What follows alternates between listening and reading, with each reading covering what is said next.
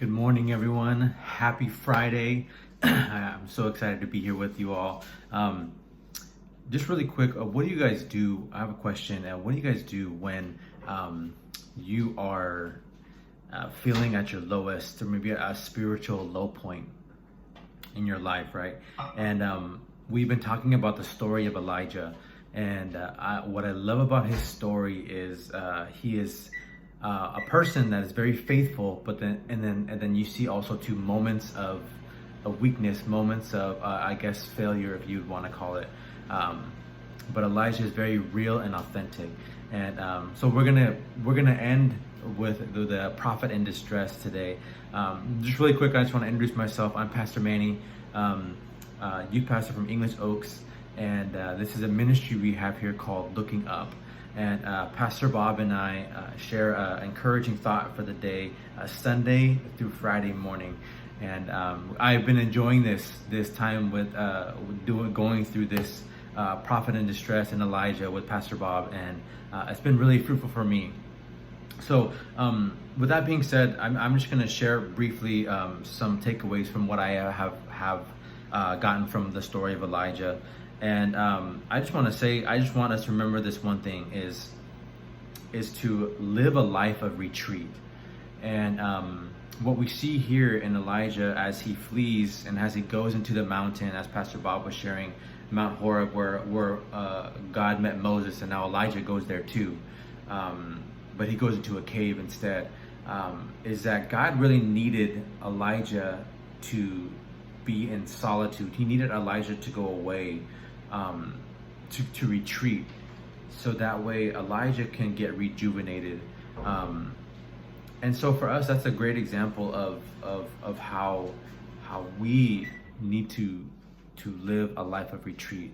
A lot of times we're really busy. We have these high moments, and then we're doing a lot, right? We're maybe even kind of pushing the limits at times. And so what do we do after these moments?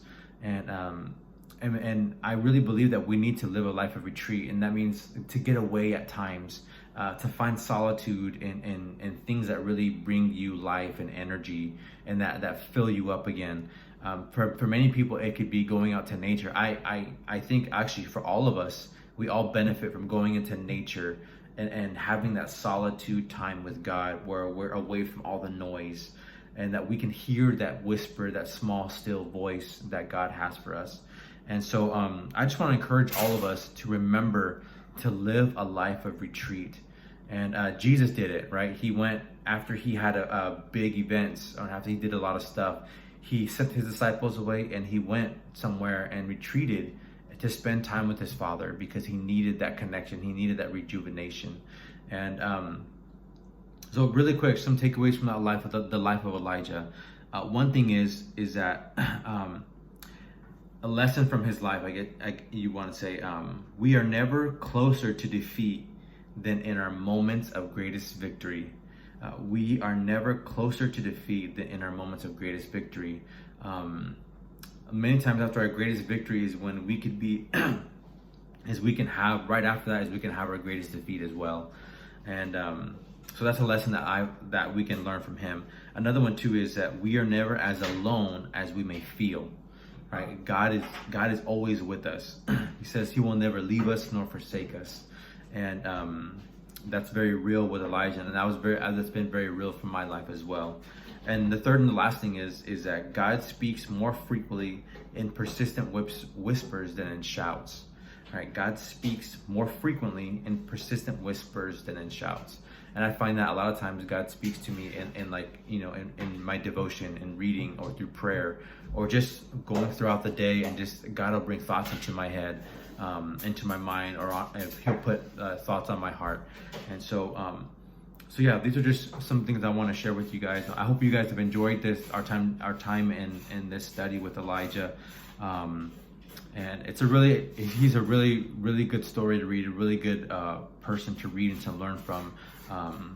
And so, yeah, with that being said, I hope you all have a great weekend, happy pre-Sabbath, and God bless, and take care and stay safe, all right?